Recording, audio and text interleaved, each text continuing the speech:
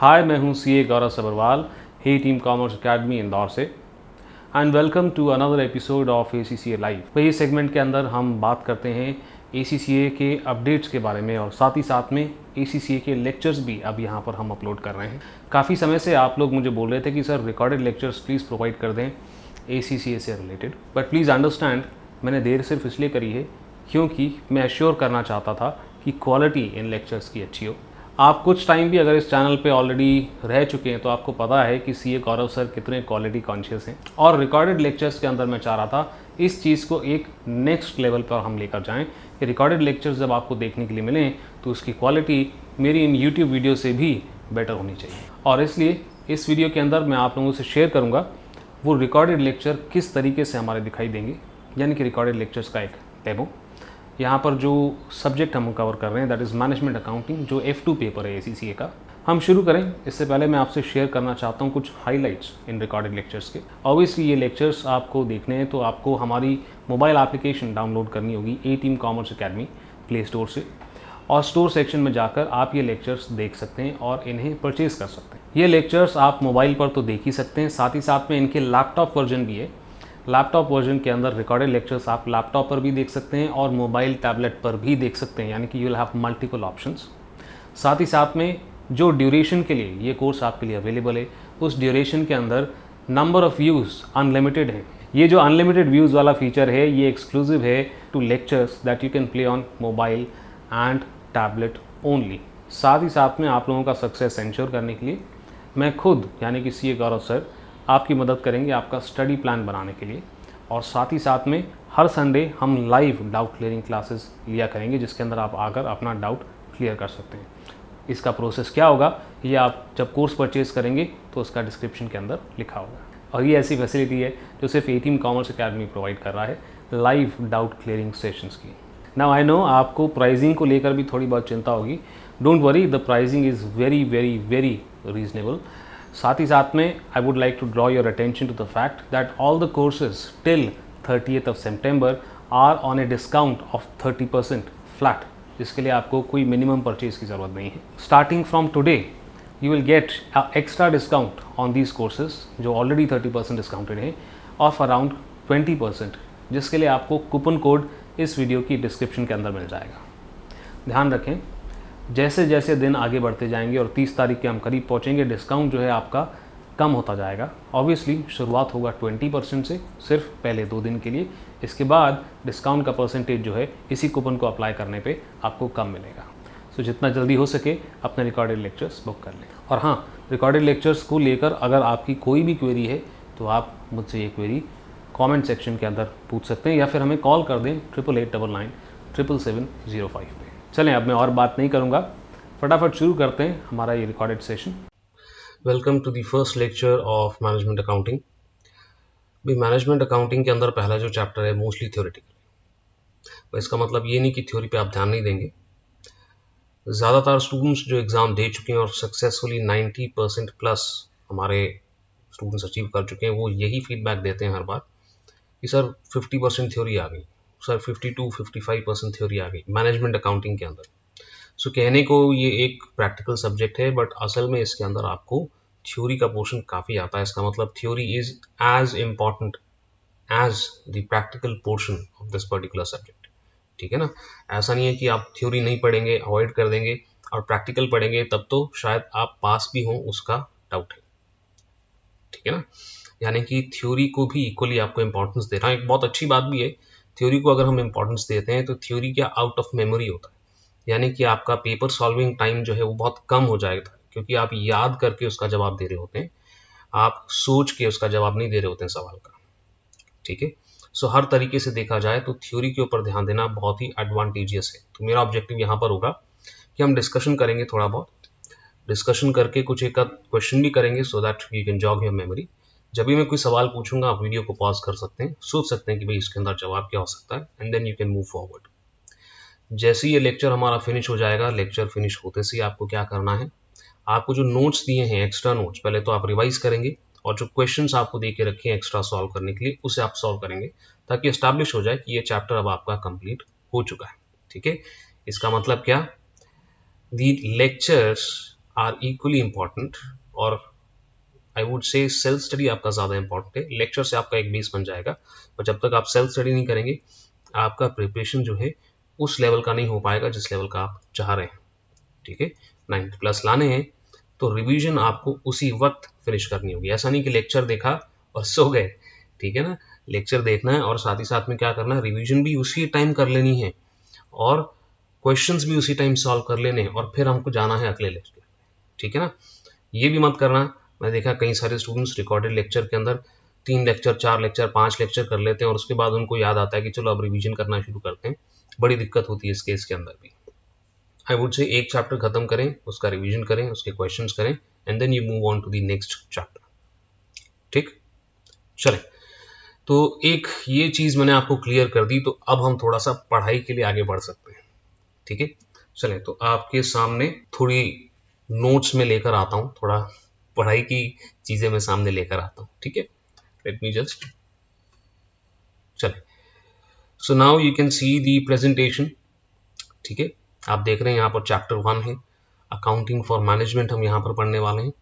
ठीक है, बड़ा सिंपल सा चैप्टर है। इनफैक्ट इसमें से काफ़ी सारी चीज़ें ऐसी हैं जो आप को रिलेट कर पाओगे कि आप ऑलरेडी स्टैटिस्टिक्स के अंदर इनको पढ़ चुके हो। तो बहुत ही सिंपल चैप्टर है और बड़ा जल्दी हो जाता है। बस आपको क्या करना है, फोकस रखना है, फटाफट इसको चैप्टर को कंप्लीट करना है और साथ ही साथ में रिवीजन भी कर लेनी है। ठीक है, बार बार मैं ये बात रिपीट कर रहा हूँ, उसका ऑब्जेक्टिव ये है कि पहले लेक्चर से ही आपकी हैबिट बन जानी चाहिए, एक सिस्टम आपके दिमाग में आ जाना चाहिए कि इसी तरह से हमको पढ़ाई करनी है।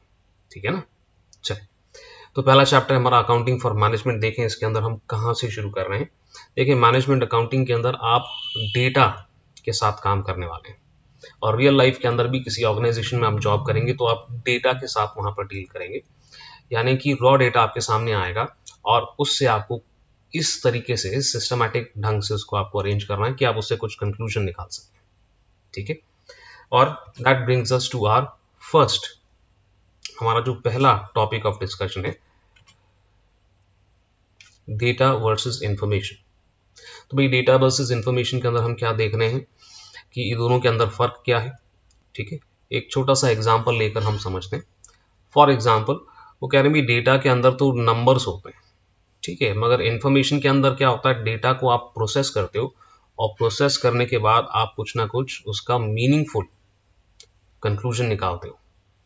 ठीक है ना, तो जिस भी पर्सन को हम इंफॉर्मेशन दे रहे हैं वो कुछ ना कुछ उससे डिसीजन ले सके, वो इंफॉर्मेशन जो है ऐसी होनी चाहिए। ठीक है, सो डेटा का हम एक एग्जांपल लेते हैं और उसको कंपेयर करके देखते हैं कि सर इंफॉर्मेशन कैसी दिखती होगी। ठीक है, चलिए, डेटा वर्सेस इंफॉर्मेशन जरा समझ लें यहाँ पर क्या हो रहा है। फॉर एग्जांपल, आपने वेट का इंफॉर्मेशन कलेक्ट किया, है ना, कि भाई स्टूडेंट्स, वेट ऑफ स्टूडेंट्स आपने कलेक्ट किया एक पर्टिकुलर क्लास में, और आपके सामने डेटा जो है वो कुछ इस तरीके से दिख रहा है।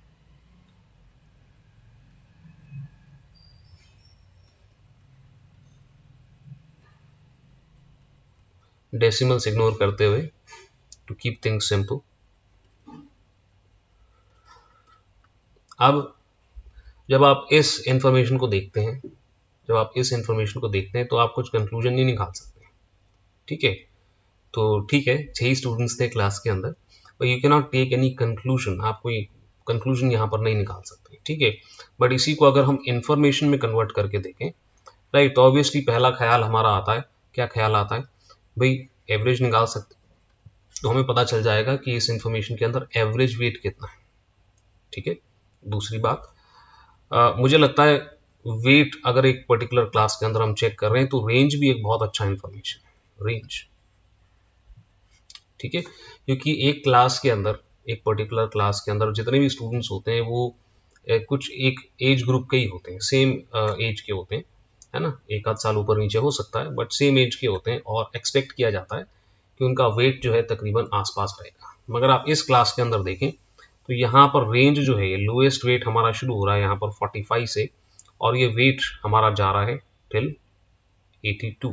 So the highest value is 82 and the lowest value is 45। तो हम यहाँ पर क्या बोल सकते हैं, यहाँ पर हम बोल सकते हैं कि यहाँ पर स्प्रेड बहुत ज़्यादा है, यानी कि रेंज हाईएस्ट और लोएस्ट के बीच के अंदर जो डिफरेंस है वो बहुत बड़ा है।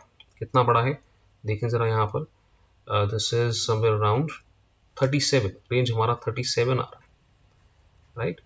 तो बहुत बड़ा डिफरेंस है। इसका मतलब इस क्लास के अंदर कुछ लोग तो ऐसे हैं जो बहुत ही पतले हैं और कुछ लोग ऐसे हैं जिनका वेट बहुत ज़्यादा है, ओवर वेट है, ठीक है। ये रेंज ज़्यादा होने की वजह से हम क्लियरली ये बात यहाँ पर कंक्लूड कर सकते हैं, राइट। वैसे ही आप देख रहे हैं वेजेस देख रहे हैं वर्कर्स की। तो जब आपके सामने इस तरीके से नंबर्स आते हैं कि भाई हम वेजेस निकाल रहे हैं, तो भाई कुछ हमारे वर्कर्स हैं जिनको हम वेजेस दे रहे हैं लेट्स से $500, कुछ हमारे वर्कर्स ऐसे हैं जिसको हम इंफॉर्मेशन दे रहे हैं 700 का हम वेजेस दे रहे हैं, और कुछ वर्कर्स हमारे ऐसे हैं जिनको हम सिर्फ और सिर्फ $600 का वेजेस दे रहे हैं, ठीक है। Again this information is not going to help us much, इस इंफॉर्मेशन से हमें फर्क नहीं पड़ेगा। लेट्स से कि ये फैक्ट्री ए का डेटा है हमारे पास और फैक्ट्री बी का हमारे पास डेटा है।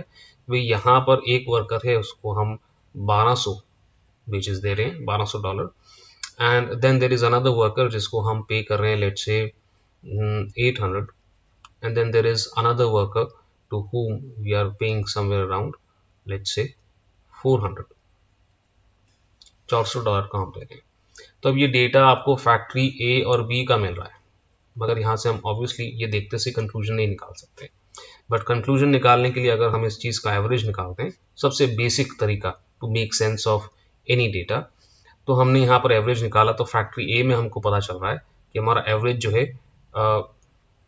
500 प्लस 700 प्लस 600 डिवाइडेड बाय 3, तो ये हमारा एवरेज जो है $600 का निकल कर आ रहा है।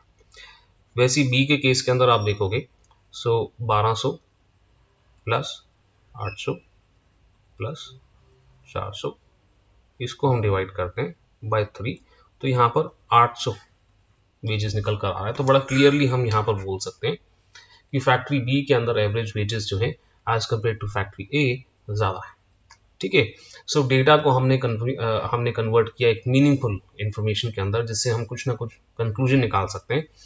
तो अगर ऐसा था कि भाई फैक्ट्री ए के अंदर जितने भी वर्कर्स थे वो बार बार जॉब छोड़ छोड़ के जाते हैं, तो यहाँ पे इस इंफॉर्मेशन से कि भाई एवरेज सैलरी यहाँ पर कम है as compare to the other factory, एक कारण हो सकता है कि क्यों एम्प्लॉय छोड़ छोड़ के फैक्ट्री ए से फैक्ट्री बी में जा रहे हैं, ठीक है। अभी बहुत ज़्यादा एग्जाम्पल नहीं लेंगे, अब आगे बढ़ते हैं इसके अंदर। तो आप समझ गए होंगे कि भाई डेटा क्या है, रॉ डेटा है, ठीक है। अब यहाँ पर बहुत ज़्यादा सेंस नहीं बनती है, सेंस कब बनती है, जब इस रॉ डेटा को हम कन्वर्ट करते हैं इंफॉर्मेशन के अंदर, ठीक है।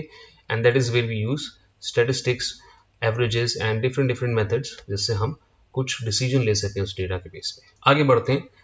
Attributes of a good information, यानी कि एक इंफॉर्मेशन अच्छी है, उसके क्या एट्रीब्यूट्स या कैरेक्टरिस्टिक्स होने चाहिए, ठीक है। इसको हम एक शॉर्ट फॉर्म भी यहां पर ले सकते हैं, we can say accurate. I know the first point is also accurate, but एक शॉर्ट फॉर्म हम ले रहे हैं याद रखने के लिए, एक्यूरेट, ठीक है। ऑब्वियसली आपको सारे पॉइंट्स लिखने के लिए नहीं आएंगे, बट इसके ऊपर क्वेश्चंस जरूर आ सकते हैं।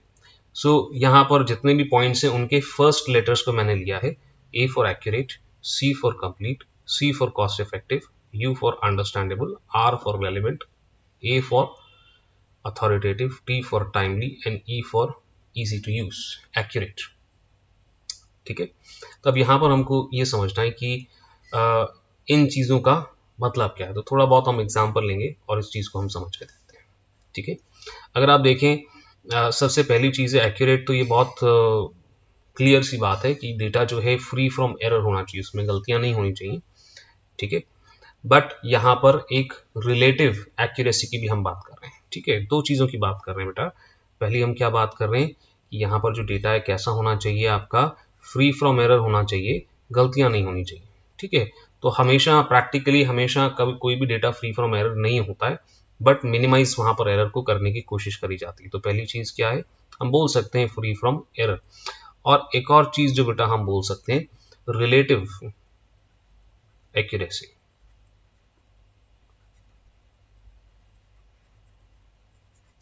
नाउ डिपेंडिंग अपॉन कि जो इंफॉर्मेशन आप प्रेजेंट कर रहे हो किस व्यक्ति को प्रेजेंट कर रहे हो उसके ऊपर डिपेंड करता है कि भाई वो इन्फॉर्मेशन का एक्यूरेसी कितना रिक्वायर्ड है। फॉर एग्जाम्पल लेट्स से कि एक प्रोडक्शन किया गया है और प्रोडक्शन हुआ है 19990.90 kg का, इतने का प्रोडक्शन हुआ है। अब ये जो आपका प्रोडक्शन हुआ है, अगर आपको जो फैक्ट्री के अंदर जो सुपरवाइजर है वो क्या चाहेगा कि जो डेटा वो देख रहा है, जो इन्फॉर्मेशन वो देख रहा है, उसको डेसिमल में चाहिए होगा, उसको डेसिमल में ये डेटा चाहिए होगा। बट अगर यही डेटा कौन मांग रहा है आपसे, यही डेटा आपसे मांग रहा है एक प्रोडक्शन हेड। यही डेटा बेटा अगर आपसे एक प्रोडक्शन हेड मांग रहा है, तो प्रोडक्शन हेड जो है इतना डिटेल में डेटा आप उसको देने जाओगे तो इरिटेट हो जाएगा, बोलेगा भागो यहाँ से, क्या बात कर रहे हो, है कि नहीं। प्रोडक्शन हेड को अगर आपको डेटा देना है तो वो बोलेगा मेरे को तो टन्स में बताओ कितना डेटा है मोटा मोटा, ठीक है। तो आप देख रहे हैं कि यहाँ पर tons is 1 ton is equal to 1000 kgs, just for information. तो भाई यहाँ पर अब हमको थाउजेंड्स में कन्वर्ट करना है। सो वी कैन से कि लेट्स से 200 टन्स हम बोलते हैं, जबकि 200 टन्स है नहीं, तकरीबन 10 किलो का कमी है 200 टन से। बट फिर भी प्रोडक्शन हेड को अगर हम ये बोलते हैं तो ये डेटा एक्यूरेट तो नहीं है, मगर ये रिलेटिवली एक्यूरेट है। ये रिलेटिवली एक्यूरेट है। वो कह रहा है भाई 200 टन भी 10 किलो भी कम है, कोई फर्क नहीं पड़ता मेरे को, इट डजेंट मैटर। 200 टन है मतलब मैं समझ गया कि ये डेटा जो है आपका इतना एक्यूरेसी मेरे को चलेगा, ठीक है। इसलिए यहाँ पर हम रिलेटिव एक्यूरेसी की बात कर रहे हैं, यानी कि जानबूझकर डेटा को हम क्या करते हैं, अप्रॉक्सीमेट करते हैं। वो डेसिमल्स वगैरह उसमें से हटा देते हैं, केजी की बजाय टन में बता रहे हैं ये डेटा, राइट। तभी भी इस डेटा को आप एक्यूरेट ही मानिए, ठीक है ना। मैनेजमेंट अकाउंटिंग के अंदर कोई फॉर्मेट नहीं होता है ना, यहाँ पर रियल लाइफ में काम हो रहा है और यहाँ पर हमको क्विक डिसीजन लेने। तो अब ये 10 किलो की कमी जो है हमारे डिसीजन को अफेक्ट नहीं करे, है ना। इतने बड़े डेटा के अंदर 10 किलो का जो है हमारा डिसीजन मेकिंग को अफेक्ट नहीं करने वाला है, और इस रीजन से इसे भी प्रोडक्शन हेड जो है, जो प्रोडक्शन का डिपार्टमेंट का हेड है, वो 200 टन को भी एक्यूरेट ही मानकर चलेगा, ठीक है। सो एक्यूरेट में दो चीजें बात कर ली, एक तो फ्री फ्रॉम एरर होना चाहिए और एक रिलेटिव एक्यूरेसी की हमने बात करी, ठीक है ना। डिपेंड करता है कि किस पर्सन को आप इंफॉर्मेशन दे रहे हो, उसके लिए एक्यूरेसी की डेफिनेशन स्लाइटली अलग हो सकती है, ठीक है ना। आगे बढ़ते हैं। इंफॉर्मेशन आपकी कंप्लीट होनी चाहिए, ऑब्वियस सी बात है। देखिए, इंफॉर्मेशन कलेक्ट करने के लिए पैसा खर्च होता है। पैसा कैसे खर्च होता है, अगर आप चाहते हैं कि लगातार डेटा से प्रोसेस करके इंफॉर्मेशन बनाई जाए तो एक ऑर्गेनाइजेशन को एम्प्लॉइज हायर करने पड़ते हैं जो इस क्वालिफिकेशन के होते हैं, जैसे कि ACCA, CIA में ऐसे लोग वहां पर काम कर रहे होते हैं और ये फ्री में काम नहीं करते, सैलरी ले रहे हैं, ठीक है ना। तो जितना आप उनसे इंफॉर्मेशन कलेक्ट करवाओगे उतना ज्यादा उनका समय लगेगा, राइट। और यहाँ पर हमको यही देखना है कि इंफॉर्मेशन जो है, बहुत ज़्यादा इंफॉर्मेशन आपने कलेक्ट कर ली भाई जिसकी हमको ज़रूरत भी नहीं है, तो उनका समय वेस्ट होगा और खर्चा हमारा ज़्यादा लगेगा उस इंफॉर्मेशन को कलेक्ट करने में, ठीक है। तो इंफॉर्मेशन कंप्लीट होने का मतलब क्या है, बहुत ज़्यादा इंफॉर्मेशन नहीं होना चाहिए, राइट। या फिर जितना इंफॉर्मेशन चाहिए उससे कम इंफॉर्मेशन है तो भी नहीं चलेगा, कोशिश करना है हमको, है ना। अगेन मैं कोशिश वर्ड का इस्तेमाल क्यों कर रहा हूँ, क्योंकि प्रैक्टिकली कई बार ज़्यादा इंफॉर्मेशन आ जाती है और प्रैक्टिकली कई बार कम इंफॉर्मेशन भी आ जाती है, जहां पर एम्प्लॉय को बोला जाता है कि भाई आप और डेटा कलेक्ट करें, ठीक है। सो कंप्लीट का मतलब क्या है, जो पर्पस जिससे आप वो इंफॉर्मेशन कलेक्ट कर रहे हैं वो पर्पस आपका पूरा होना चाहिए। अगर वो पर्पस आपका पूरा हो रहा है तो आपका डेटा कंप्लीट है, ऐसा मान सकते हैं, ठीक है। आगे बढ़ते हैं। नाउ कॉस्ट इफेक्टिव की हम बात करें, भाई कॉस्ट इफेक्टिव होना चाहिए। तो कॉस्ट इफेक्टिव के अंदर एक बहुत छोटा सा एग्जाम्पल मैं आपको बताऊंगा। अब cost effective is a very crucial word, और कॉस्ट इफेक्टिव पूरा मैनेजमेंट अकाउंटिंग के अंदर हम डिस्कस करते हैं, और कॉस्ट इफेक्टिव आप अकाउंट्स के अंदर भी पढ़ चुके हैं। अकाउंट्स के अंदर एक मटेरियलिटी का कॉन्सेप्ट हमने पढ़ा था। मटेरियलिटी के अंदर वो कह रहे हैं कि फुल डिस्क्लोजर, याद है ना, फुल डिस्क्लोजर में सब कुछ बता दो, और मटेरियलिटी के अंदर कुछ इंफॉर्मेशन आप अलग फॉर्म में भी प्रेजेंट कर सकते हो। वो मटेरियलिटी का कारण ही ये है कि कॉस्ट इफेक्टिव हम चाहते हैं। हम चाहते हैं हमारा अकाउंटेंट इतनी मेहनत नहीं करे छोटी छोटी चीज़ों के लिए, ठीक है। कैलकुलेटर को फिक्स एसेट बता के उसके ऊपर डेप्रिसिएशन ना लगाता रहे साल दर साल, ठीक है ना। इन चीज़ों से फ्री करने के लिए हमने क्या किया, कॉस्ट इफेक्टिव की हम बात करते हैं, और यही बात हम यहाँ भी करेंगे। हम कह रहे हैं भी जो भी आप डेटा कलेक्ट कर रहे हैं और उसको इन्फॉर्मेशन में कन्वर्ट कर रहे हैं, उस डेटा को कलेक्ट करने के लिए एक कॉस्ट, एक खर्चा आता है, ये तो हम ऑलरेडी डिस्कस कर चुके हैं। अब उस एनालिसिस से हमें जो बेनिफिट हो रहा है वो benefit should always be more than the cost to collect the data. Benefit जो है हमेशा, जो हम डेटा कलेक्ट कर रहे हैं उससे जो हमको बेनिफिट मिल रहा है, कॉस्ट जो है हमेशा उससे कम होनी चाहिए, ठीक है ना। तो यहाँ पर हम बोलते हैं cost effective. For example, management को बोला गया है कि आप तकरीबन 100 चीज़ों के बारे में इंफॉर्मेशन डेटा कलेक्ट करें और इंफॉर्मेशन हमको प्रेजेंट करें, ताकि हम आपको डिसीजन कुछ ना कुछ ऑर्गेनाइजेशन के अंदर ले सकें। सो लेट्स से कि जब हम 100 रिपोर्ट कलेक्ट करते हैं तो जो हमको बेनिफिट मिल रहा है वो ज़्यादा है as compare to the cost, ठीक है। फिर सामने वाले को बोला गया कि चलो ठीक है, अब आप 200 रिपोर्ट हमको दो, क्योंकि हमको बड़ा मज़ा आ रहा है ना, इन्फॉर्मेशन आ रही है हमारे पास और उससे हम तगड़े तगड़े डिसीजन ले रहे हैं, राइट ना। 200 रिपोर्ट्स हो गई, तो अब यहाँ पर दिक्कत क्या हो गई, यहाँ पर जो खर्चा है और बेनिफिट है वो बराबर हो गया, ठीक है, वो बराबर हो गया। एक एग्जांपल ले रहे हैं कि जो हम खर्चा कर रहे हैं ये 200 रिपोर्ट का डेटा कलेक्ट करने में और इन्फॉर्मेशन में कन्वर्ट करने में, कॉस्ट और बेनिफिट दोनों बराबर हो गया, तो ये सिचुएशन भी हमारे लिए फेवरेबल नहीं है। We don't want to go there. That means हम 200 रिपोर्ट से पहले ही हम क्या बोलेंगे, हम कोशिश करेंगे रिपोर्ट्स कम करने की, ताकि जो इन्फॉर्मेशन हमारे पास आ रही है और उससे जो हम डिसीजन ले रहे हैं उससे हमको फायदा हो, ठीक है।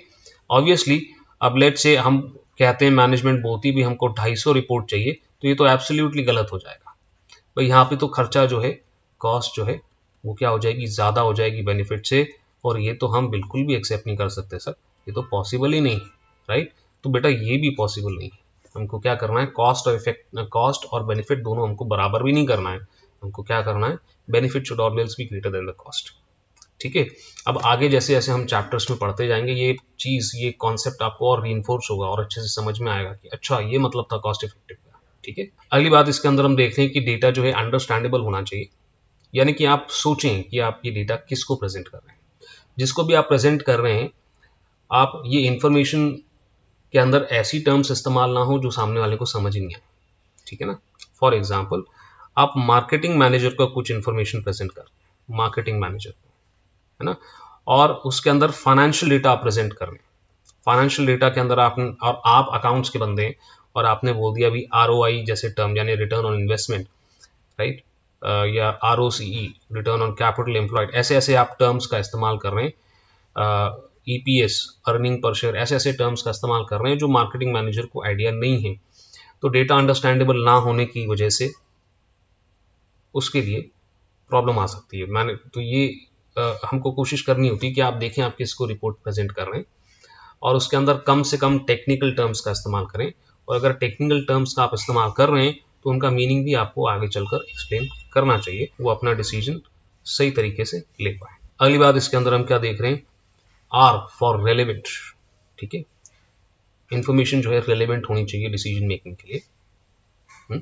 ये तो बड़ी ऑब्वियस सी बात है कि जो भी इंफॉर्मेशन हमारे पास आ रही है, इसके अंदर मैं दोबारा से एक बात करूंगा कंप्लीट इंफॉर्मेशन की, राइट।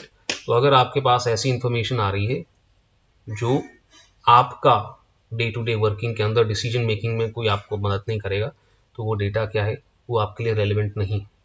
इसमें कुछ एग्जांपल हम लेते हैं। भाई मैनेजमेंट अकाउंटिंग के अंदर कुछ डेटा जो है उसको रेलेवेंट नहीं माना जाता है। मैनेजमेंट अकाउंटिंग की बात कर रहा हूँ, क्या चीज़ें रेलेवेंट नहीं है। फॉर एग्जाम्पल, आप सोच रहे हैं कि भाई कोई मशीनरी खरीदें कि नहीं खरीदें, ठीक है। उसके लिए आपके पास कुछ फंड्स हैं, आप उसको इस्तेमाल करना चाहते हैं मशीनरी खरीदने के अंदर, आप सोच रहे हैं that should we purchase it और नॉट। तो यहाँ पर डेप्रीसिएशन ये हमारे लिए ऐसा खर्चा है जो क्या है, रेलेवेंट नहीं है, not relevant. So management accounting के अंदर हम यूजुअली रेलेवेंट, डेप्रिसिएशन को रेलेवेंट नहीं मानते। हमारे लिए रेलेवेंट क्या है, उस मशीनरी को खरीदने के लिए हम कितना पैसा खर्च करने वाले हैं, right. So what is relevant is the cash outflow. Cash outflow यहाँ पर हमारा क्या होने वाला है, वो हमारे रेलेवेंट है, ठीक है। और अगर तो मशीनरी आप ऑलरेडी खरीद चुके हो, मशीनरी ऑलरेडी परचेज्ड है, इसको हम बोलते हैं संक कॉस्ट। भाई जो खर्चा ऑलरेडी कर चुके हैं उसके ऊपर सोचने से मतलब नहीं, ठीक है। So that is what we call sunk cost का मतलब वो पैसा जो डूब गया, खर्चा आप कर चुके, ठीक है। तो संक कॉस्ट भी बेटा आपके लिए क्या है, रेलेवेंट नहीं है, नॉट रेलेवेंट, क्योंकि ये खर्चा तो ऑलरेडी कर चुके, अब ये डिसीजन को कैसे इफेक्ट करेगा, राइट। सो ऐसे हर डिसीजन के लिए हम अलग अलग इंफॉर्मेशन को बोलते हैं कि भाई ये हमारे लिए रेलेवेंट है और ये हमारे लिए रेलेवेंट नहीं है, ठीक है। और गुड इन्फॉर्मेशन क्या कहेंगे, जिसके अंदर सब कुछ हमारे डिसीजन के लिए क्या है, रेलेवेंट है। अथॉरिटेटिव का मतलब है ऐसी चीज विश्वसनीय, यानी कि जिसके ऊपर आप ट्रस्ट कर सकते हैं, जिसके ऊपर आप ट्रस्ट कर सकते हैं और कुछ रिलायबल सोर्सेज से ये इन्फॉर्मेशन हमको पता चल रही है।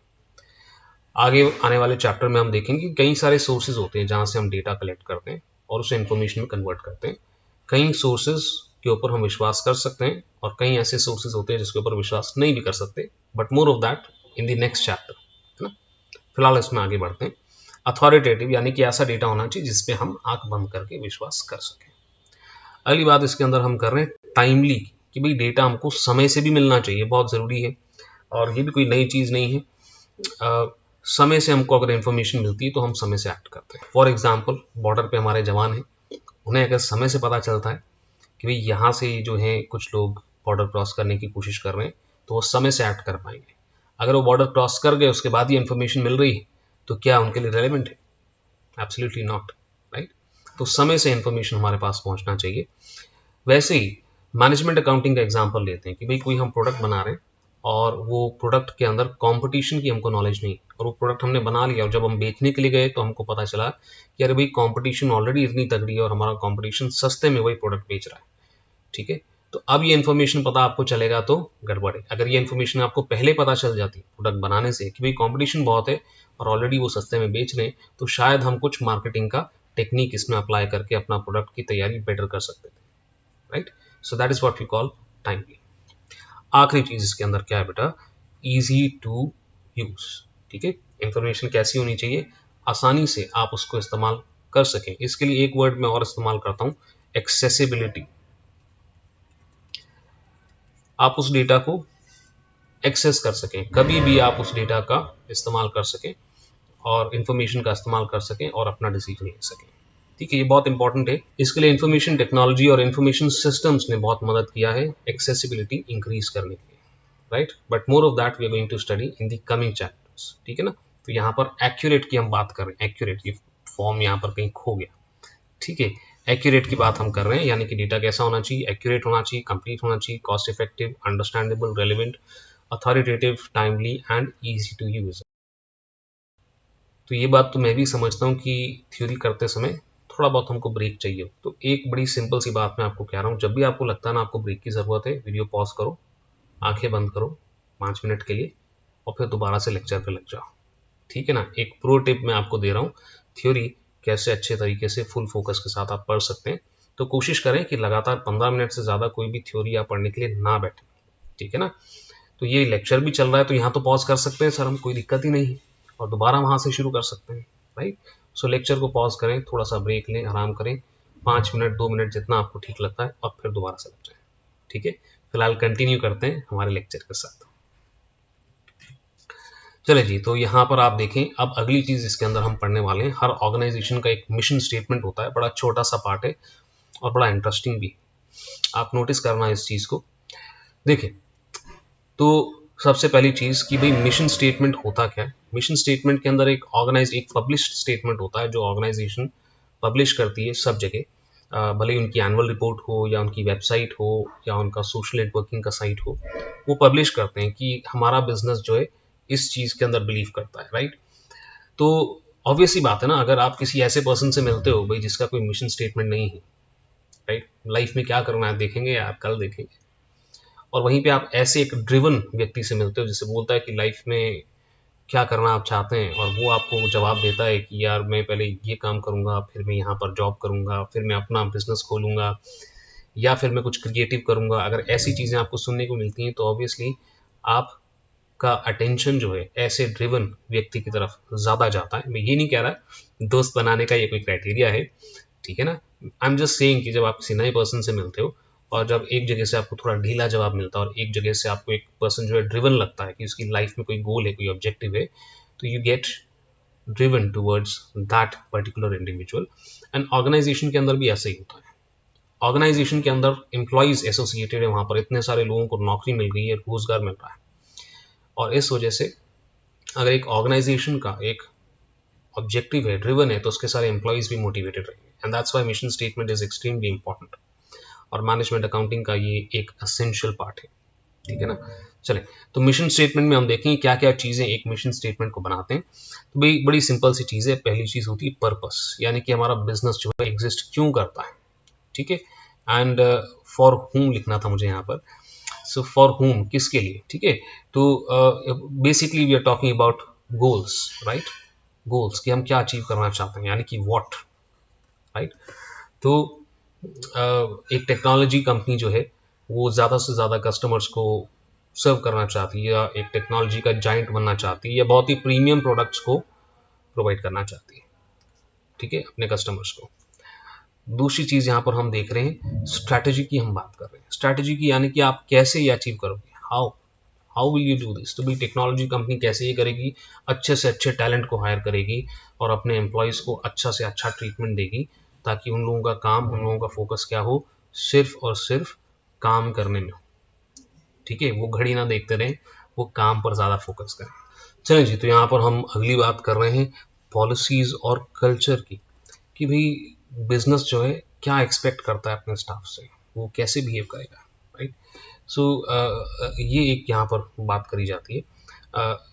चौथी और आखिरी बात हम यहाँ पर कर रहे हैं वैल्यूज़ की, कि क्या कोर प्रिंसिपल्स है, ठीक है। कुछ लोग कस्टमर सर्विस प्रोवाइड करना जिनका कोर बिलीफ रहता है, ऑलमोस्ट हर ऑर्गेनाइजेशन का होता ही है।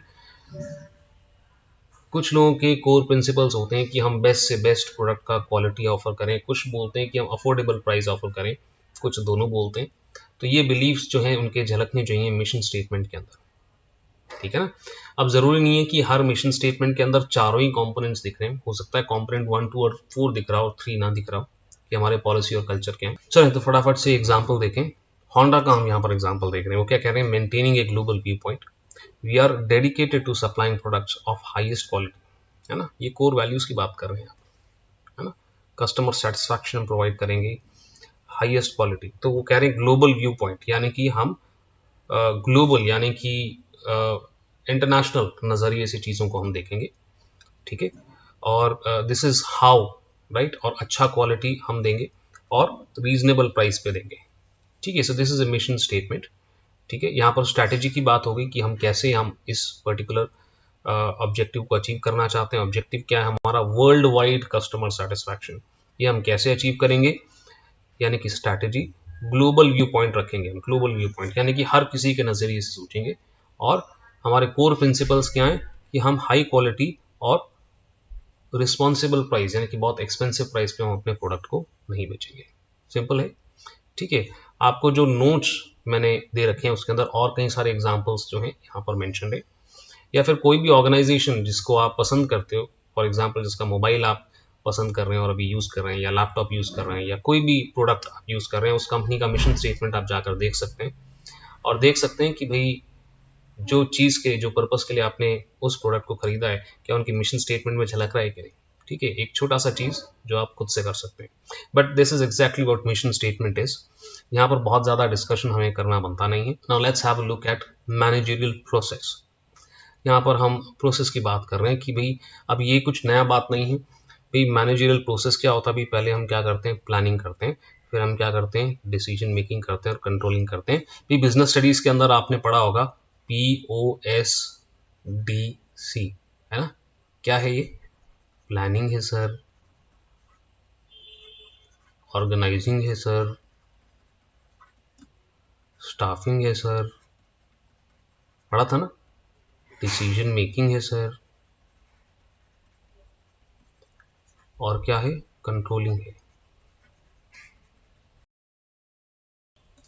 राइट। बट ये मैनेजमेंट का काम है, राइट, जनरल मैनेजमेंट का काम।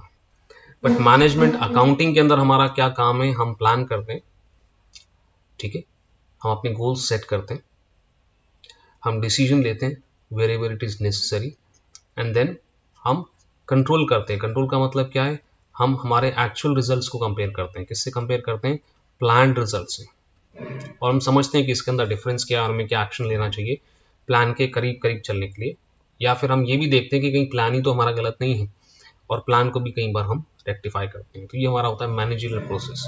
ठीक है, ऑर्गेनाइजिंग और स्टाफिंग मैनेजमेंट के लिए, ये हम मैनेजमेंट अकाउंटिंग पढ़ रहे हैं, बहुत स्पेसिफिक चीज पढ़ रहे हैं। जनरल मैनेजमेंट के लिए ऑब्वियसली एक ऑर्गेनाइजेशन के अंदर ऑर्गेनाइजिंग और स्टाफिंग के ऊपर भी ध्यान दिया जाता है, बट यहाँ पर हम सिर्फ और सिर्फ प्लानिंग, डिसीजन मेकिंग और कंट्रोलिंग पे ध्यान दे रहे हैं। प्लानिंग के अंदर भी हम स्मार्ट की बात कर रहे हैं, ये एक्रोनिम है हमारा स्मार्ट। ठीक है, अब ये भी एक्रोनिम कोई हमारे लिए नया नहीं है, ये भी आप बिजनेस स्टडीज में पढ़ चुके हैं।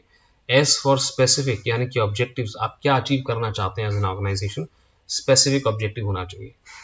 फॉर एग्जाम्पल, हम इस बार सेल्स बढ़ाएंगे, ये जनरल है, बट इस बार हम सेल्स 10% से इंक्रीज करेंगे, ये स्पेसिफिक ऑब्जेक्टिव है। वैसे ही आप देखें, आपका ऑब्जेक्टिव कैसा होना चाहिए, मेजरेबल होना चाहिए, यानी कि ऐसा ऑब्जेक्टिव जिसको आप मेजर करके देख सकें कि सच में हमने अचीव किया है। फॉर एग्जाम्पल, हम चाहते हैं कस्टमर सेटिस्फैक्शन, क्या ये मेजरेबल है? सोच के बताओ। Of course this is measurable. क्यों, कैसे मेजरेबल है सर? कस्टमर सेटिस्फाई है कि नहीं, खुश है कि नहीं, कैसे हम जानेंगे? कस्टमर कंप्लेंट्स का प्रोविजन होता है, और अगर कस्टमर कंप्लेंट्स हम टारगेट कर सकते हैं कि भाई हम कस्टमर कंप्लेंट्स जो हमको 30 कंप्लेंट्स आती हैं 6 महीने के अंदर, हम उसको कम करके 20 या 15 कंप्लेंट्स तक ले आएंगे, और अगर ऐसा हो गया तो कस्टमर का सेटिस्फैक्शन ऑब्वियसली इंक्रीज हो रहा है, राइट। मेजरेबल होना चाहिए, अचीवेबल होना चाहिए। अनरियलिस्टिक गोल अगर आप रखेंगे तो एम्प्लॉयज आपके क्या हो जाएंगे, डीमोटिवेट हो जाएंगे, यार ये तो अचीव ही नहीं हो रहा, और वो कोशिश भी नहीं करेंगे। तो आपका ऑब्जेक्टिव कैसा होना चाहिए, अचीवेबल होना चाहिए। आगे जाके एक चैप्टर आएगा बजटिंग, जिसके अंदर इसको हम और डिटेल में पढ़ेंगे। फिलहाल हम देखें यहाँ पर रेलेवेंट, तो हम देख ही चुके हैं, रेलेवेंट होना चाहिए, एंड टाइम्ड, है ना, ये दोनों चीजें हम गुड इन्फॉर्मेशन में पढ़ चुके हैं, और ये मैनेजरियल प्रोसेस के अंदर, प्लानिंग के अंदर भी उसी तरीके से काम करती है, मीनिंग वही है। ये एक क्वेश्चन है छोटा सा। So what you going to do is you going to read this question, pause this video, read this question and then give your answer. ठीक है, पॉज करें और अपना आंसर सोचें, और प्ले करेंगे तो मैं आपको आंसर बताऊंगा।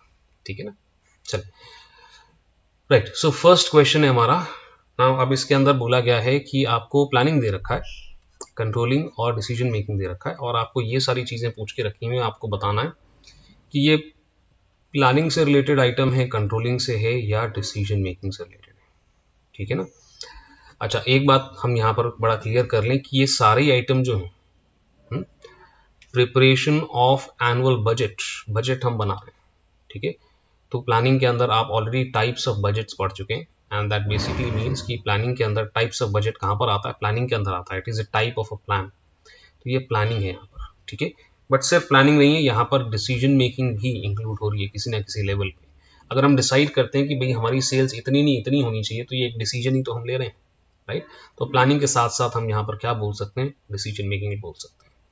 अच्छा, अब यहाँ पर बात आ रही है कि हम बजट को रिवाइज कर रहे हैं नेक्स्ट पीरियड के लिए। जो हमने पिछले साल बजट बनाया था, अब हम क्या कर रहे हैं, उसके अंदर कुछ चेंजेस कर रहे हैं।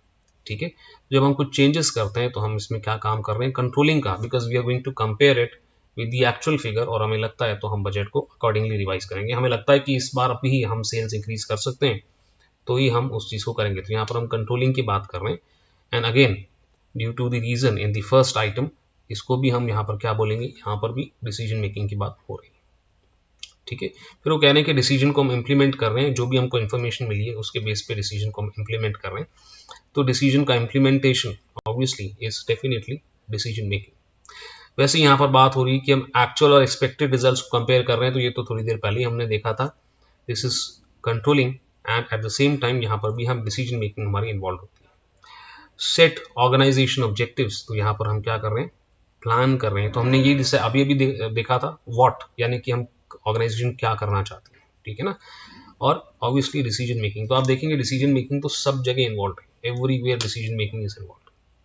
ठीक है ना, ये बात आप इसके अंदर नोटिस कर सकते हैं। चलें, यहाँ पर हम देखें लेवल्स ऑफ प्लानिंग की हम बात कर रहे हैं। आई एम 100% श्योर कि ये जो डायग्राम है आप ऑलरेडी देख चुके होंगे पहले भी। You must have already witness this particular diagram. ठीक है, पिरामिड है, right. So this signifies the top level management, and this signifies the middle level management, and this obviously the bottom level organization. ठीक है ना, bottom level management हमारा हो गया। ठीक है, लाइन्स यहाँ थोड़ी सी सीधी नहीं बनी, कोई बात नहीं। अच्छा, तो सबसे पहले बात करें हम स्ट्रैटेजिक प्लानिंग की। ये कहाँ पर होगा सर? ऑब्वियसली ये होगा टॉप लेवल मैनेजमेंट पे, है ना, ये टॉप लेवल पे होगा, राइट, क्योंकि यहाँ पर लॉन्ग टर्म ऑब्जेक्टिव्स की हम बात कर रहे हैं, लॉन्ग टर्म गोल्स की हम बात कर रहे हैं। तो लॉन्ग टर्म का मतलब क्या हुआ सर? अभी के लिए आप ऐसा मान कर चल लो सर 5 years और मोर की हम बात कर रहे हैं यहाँ पर, 5 years और मोर की हम यहाँ बात कर रहे हैं, ये इसको हम लॉन्ग टर्म मान सकते हैं, ठीक है, एक हम हिसाब पकड़ के चल रहे हैं ना। और ये किसके लिए सर? ये पूरा ऑर्गेनाइजेशन के लिए कि किस दिशा में, किस डायरेक्शन में हमारा ऑर्गेनाइजेशन जो है अब मूव करेगा, ठीक है। वैसे ही हम बेटा यहाँ पर बात करते हैं टैक्टिकल प्लानिंग की। टैक्टिकल प्लानिंग कहाँ हो रही है भाई? टैक्टिकल प्लानिंग का मतलब है ये वाला जो हमारा प्लान है स्ट्रेटेजिक प्लानिंग, इसको हम मैनेजेबल चंक्स में डिवाइड करते हैं। डिवीजन ऑफ वर्क याद है बिजनेस स्टडीज का? हम क्या करते हैं, इसको ब्रेक डाउन करते हैं। किसमें ब्रेक डाउन करते हैं सर? मैनेजेबल चंक्स के अंदर, ठीक है, कि भाई प्रोडक्शन डिपार्टमेंट वाला तुम ये काम करो, अकाउंट्स डिपार्टमेंट तुम्हारा ये काम, सेल्स डिपार्टमेंट तुम्हारा ये काम, ठीक है। हम क्या करते हैं, इसको ब्रेक डाउन करते हैं मैनेजेबल चंक्स के अंदर, और ये मिड लेवल मैनेजमेंट का काम है। और ऑपरेशनल प्लानिंग के अंदर हम कौन से डिसीजंस की बात करें? डे टू डे, जो रोजमर्रा के हमारे डिसीजंस हैं, और ये सारे मैनेजर्स करते हैं। हर मैनेजर को डे टू डे वर्किंग तो करना ही है। ऐसा नहीं है कि टॉप लेवल का बंदा जो है इसने काम प्लानिंग कर दी, उसके बाद पूरे साल वो आराम से बैठा है, फिर अगले साल ही वो एक्टिवेट होगा दोबारा, राइट। सो यहाँ पर all the managers, right, top, middle और लोअर या ऑपरेशनल, है ना, ये तीनों ही डिपार्टमेंट के लोग ये काम करें। चलें, इस स्लाइड के ऊपर मैं चाहता हूँ कि आप बहुत ज़्यादा अटेंशन पे करें। मैं ये नहीं कह रहा कि ये मुश्किल चीज़ें हैं, मगर ये आने वाले चैप्टर्स के लिए एक बेस बना रहा है आपका। So these are very important terms, ठीक है। बड़ा क्विकली इसको कवर करते हैं। देखें यहाँ पर पहली चीज़ हम यहाँ पर देख रहे हैं कि सर रिस्पॉन्सिबिलिटी अकाउंटिंग है। ये क्या सब बात हो गई सर? फाइनेंशियल अकाउंटिंग हमने करी, यहाँ पर रिस्पॉन्सिबिलिटी अकाउंटिंग की बात आप कर रहे हैं, राइट। तो यहाँ पर ऑब्जेक्टिव हमारा क्या है कि यहाँ पर हम एक पर्टिकुलर इंडिविजुअल को, एक डिवीजन हेड को, राइट, या फिर एक एरिया हेड को हम रिस्पॉन्सिबल ठहरा रहे हैं कि अगर यहाँ पर कुछ अच्छा होता है तो आपकी रिस्पॉन्सिबिलिटी है, और यहाँ कुछ गड़बड़ होती है तो आपकी अल्टीमेट जिम्मेदारी है, ठीक है। So this is what we call a responsibility accounting और responsibility centre, as simple as that. So एक पर्टिकुलर डिवीजन अच्छा परफॉर्म करता है कि नहीं, उसका रिस्पॉन्सिबिलिटी हम सेट कर देते हैं एक इंडिविजुअल को। बहुत ज़रूरी है to understand if something going well किसकी वजह से हो रहा है, क्योंकि जैसे जैसे ऑर्गेनाइजेशन बड़ी होती जाती है, ये जानना कि किसके अच्छे काम की वजह से ऑर्गेनाइजेशन प्रोग्रेस कर रही है और किसके खराब काम की वजह से ऑर्गेनाइजेशन डूब रही है। सेकेंड चीज जो इसके अंदर आप बहुत बार देखोगे आने वाले चैप्टर्स के अंदर, that is something that we call cost centre. Cost centre का मतलब ऐसा जगह जहां पर सिर्फ और सिर्फ खर्चा ही हो रहा है, कमाई की बात नहीं हो रही, ठीक है। तो ऑर्गेनाइजेशन के लिए कॉस्ट सेंटर का एग्जांपल हम देखें तो प्रोडक्शन या सर्विस लोकेशन हो जाता है। तो अगर वहां पर प्रोडक्शन हो रहा है तो ऑब्वियस सी बात है कि वहाँ पर सिर्फ और सिर्फ रॉ मटेरियल आ रहा है तो खर्चा होगा, एम्प्लॉय काम कर रहा है तो उसको हम सैलरी दे रहे हैं, मशीनरी चल रही है उस पर डेप्रिसिएशन लग रही है, सिर्फ और सिर्फ खर्चे ही होते हैं कॉस्ट सेंटर के अंदर, ठीक है। वैसे ही हम बात करते हैं रेवेन्यू सेंटर की। रेवेन्यू सेंटर के अंदर कमाई हो रही है सिर्फ, और कमाई को रिकॉर्ड किया जा रहा है, ठीक है। फॉर एग्जाम्पल किसी कंपनी का सेल्स डिपार्टमेंट, जिसके अंदर उनका काम ही क्या है, ऑर्डर लेना और प्रोडक्ट को डिलीवर करना कस्टमर तक, ठीक है। तो ये भी ऐसा पार्ट ऑफ ऑर्गेनाइजेशन है। ऐसा नहीं कि यहाँ खर्चा नहीं होता, है ना, सेल्स डिपार्टमेंट वालों को पैसा नहीं देते, ऐसा कुछ नहीं है, पैसा उनको भी देते हैं, मगर यहाँ पर फोकस क्या किया जाता है, रेवेन्यू के ऊपर, ठीक है। अब आखिरी बात इसके अंदर हम देख रहे हैं, इन दोनों को हम मिला देते हैं तो ये हमारा क्या हो जाता है, प्रॉफिट सेंटर्स हो जाते हैं, ठीक है। तो यहाँ पर हम क्या करेंगे, दोनों को ही रिकॉर्ड करेंगे। We are going to record both, we are going to record cost as well as revenues. यहाँ पर हम डिविजन्स की बात कर रहे हैं, ठीक है। डिवीजन का मतलब अगर आपको याद नहीं आ रहा है तो मैं बता दूं कि बहुत सारे प्रोडक्ट्स अगर कंपनी बनाती है तो हर प्रोडक्ट के लिए एक डिवीजन बना लिया करती है, ठीक है। फॉर एग्जांपल एक कंपनी है वो टॉयज बना रही है बच्चों के, और बच्चों के कपड़े भी बना रहे हैं, है ना, तो ये दो डिवीजन हो गए हमारे। अगली बात इसके अंदर हम और देखते हैं, we also talk about investment centres. Investment centres, कई ऑर्गेनाइजेशन है वो प्लान करती हैं कि हम इस देश में जाकर पैसा लगाएंगे और वहां पर अपना बिजनेस रन करेंगे। So these are called investment centres. Investment centres के अंदर, इन्वेस्टमेंट सेंटर के अंदर वो इवेल्युएट करते हैं कि हम कितना पैसा लगाएंगे और वो पैसा लगाकर हम कितना पैसा अर्न करेंगे, ये उनके लिए बहुत ज़्यादा इंपॉर्टेंट होता है। यानी कि रिटर्न ऑन कैपिटल एम्प्लॉयड और return on investment is what is important to them. ठीक है ना। तो किसी देश के अंदर कोई डिवीजन अगर कोई कंपनी खोल रही है तो उसे वो इन्वेस्टमेंट सेंटर बोलते हैं, और वहाँ पे लगाए गए पैसे पे कितना कमाई हो रहा है, रिटर्न ऑन इन्वेस्टमेंट, उसका ध्यान रखा जाता है। ठीक है, बड़ा क्लियरली मैं आपको बता रहा हूँ कि मैनेजमेंट अकाउंटिंग के अंदर 2, 3 एंड 4 के ऊपर हमारा ध्यान रहेगा ज़्यादा। तो अब ऐसा समय आ गया है कि हमने इतना कुछ तो पढ़ लिया कि हम समझ सकते हैं कि फाइनेंशियल कॉस्ट और मैनेजमेंट अकाउंटिंग के अंदर डिफरेंस क्या है, ये हम फटाफट फाइंड आउट कर लें। बड़ा सिंपल सा बात है, यहाँ पे भी ज़्यादा समय हमको लगाने की ज़रूरत नहीं है। देखिए, अगर आप फाइनेंशियल अकाउंटिंग की बात करें जहाँ पर आप डेबिट क्रेडिट करते हैं, राइट, जो अभी तक पढ़ते आए हैं, उसके अंदर आप क्या करते हैं बेटा, आप फाइनेंशियल ट्रांजैक्शंस नोट करते हैं। फाइनेंशियल ट्रांजैक्शंस क्या होते हैं, ऐसे ट्रांजैक्शन जो ऑलरेडी हो चुके हैं, उनके होने के बाद आप क्या कर रहे हो, आप उसको रिकॉर्ड कर रहे हो, इसलिए हम यहाँ पर क्या कह रहे हैं, हिस्टोरिकल रिकॉर्ड कह रहे हैं। मगर मैनेजमेंट अकाउंटिंग के अंदर क्या होता है, हम सिर्फ और सिर्फ फाइनेंशियल इन्फॉर्मेशन पे काम नहीं करते, हम नॉन इन फाइनेंशियल इन्फॉर्मेशन पे भी काम करते हैं। नॉन फाइनेंशियल इन्फॉर्मेशन जैसे हमारे कॉम्पिटिटर्स क्या कर रहे हैं, कस्टमर सर्विस हमारी अच्छी होनी चाहिए, एम्प्लॉय ट्रेंड है कि नहीं है, एम्प्लॉय का मोरल हाई है कि लो है, अगर लो है तो वो छोड़ के जाएंगे, राइट। हम नंबर ऑफ आवर्स हमारा लेबर काम कर रहा है और मशीन कितने घंटे चल रही है, ये सब क्या है, नॉन फाइनेंशियल इन्फॉर्मेशन है, जिससे आप अपना परफॉर्मेंस जो है इवैल्यूएट कर सकते हैं, right. So all these things are non financial, यानी कि मैनेजमेंट अकाउंटिंग के अंदर नॉन फाइनेंशियल इन्फॉर्मेशन का भी इस्तेमाल होता है। वैसे हम यहाँ पर देखें कि अगर आप फाइनेंशियल अकाउंटिंग बना रहे हैं तो आप शुरू से ही देखते हैं कि फॉर्मेट होता है सर, टी शेप अकाउंट्स होते हैं सर, डेबिट होता है, क्रेडिट होता है, और ये सारे फॉर्मेट्स जो हैं इसको रेगुलेट करते हैं अकाउंटिंग स्टैंडर्ड्स और लॉ, जो कहता है कि अगर आप फाइनेंशियल स्टेटमेंट्स बना रहे हैं तो आपको इसी तरीके से बनाना है। मगर मैनेजमेंट अकाउंटिंग के अंदर ऐसा कुछ नहीं है।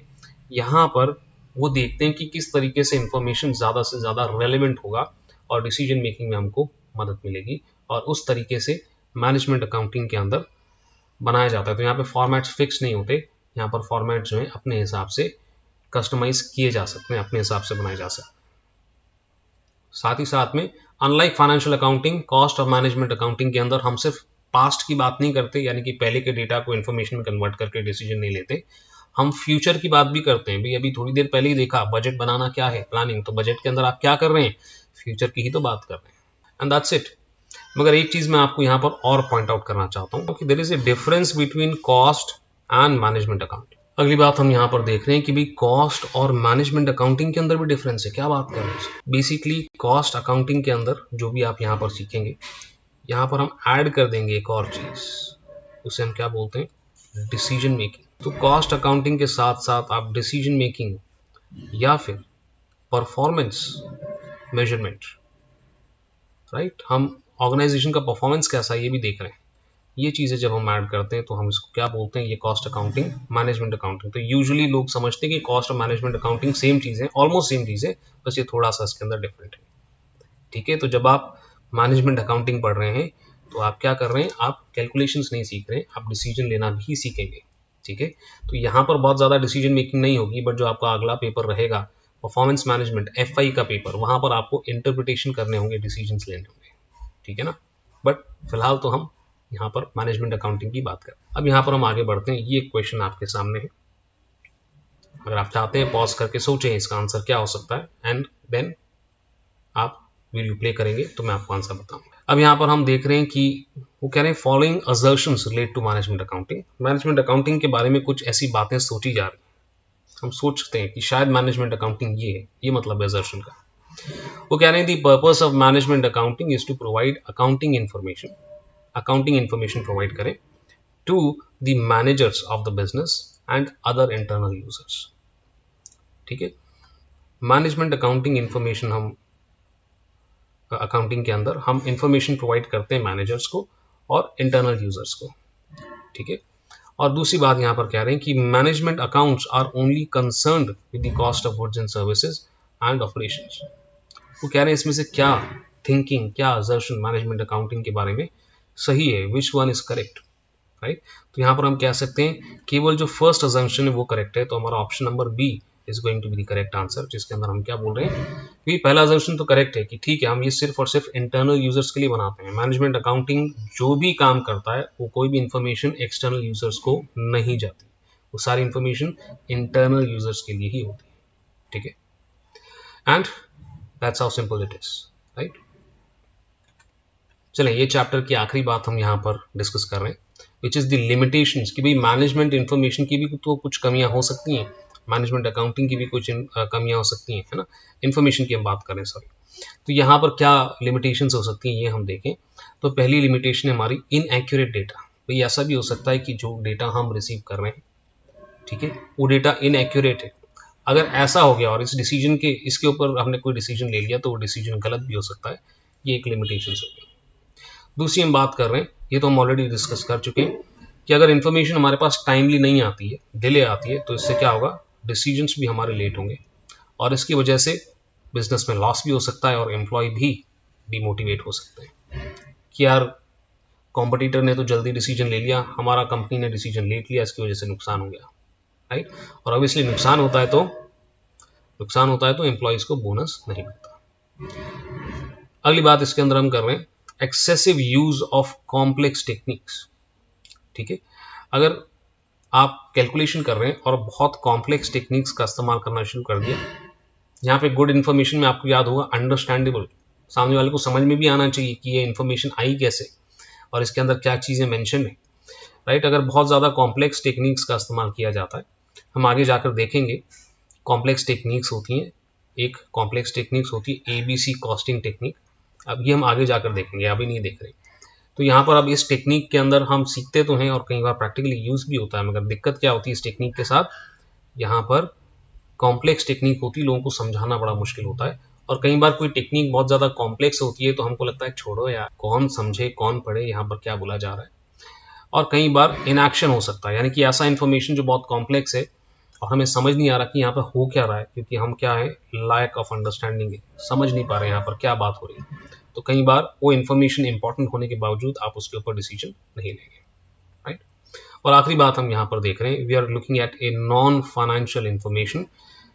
हमने डिस्कस किया था कि नॉन फाइनेंशियल इन्फॉर्मेशन की हम यहाँ पर बात करते हैं, कई बार इसे क्वांटिफाई करना मुश्किल हो जाता है। हमने एक एग्जांपल लिया था भाई कस्टमर सेटिस्फैक्शन का, राइट, बट हर बार ऐसा नहीं होता कि इन्फॉर्मेशन को आप हमेशा क्वांटिफाई ही कर पाए, ठीक है।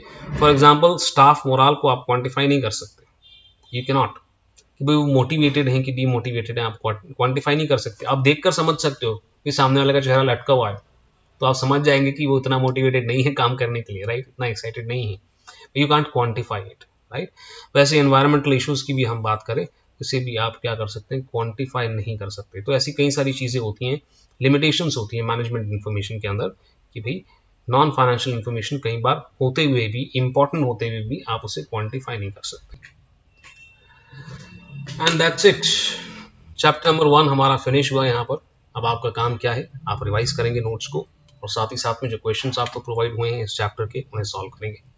जो भी आपका डाउट आता है पकड़ के रखें उसको, इन्फॉर्म करें हमें कि सर हमें डाउट्स हैं, and then we are going to have a live session and solve all your doubts, ठीक है। चलें, अभी के लिए इतना ही, मिलते हैं अगले लेक्चर में।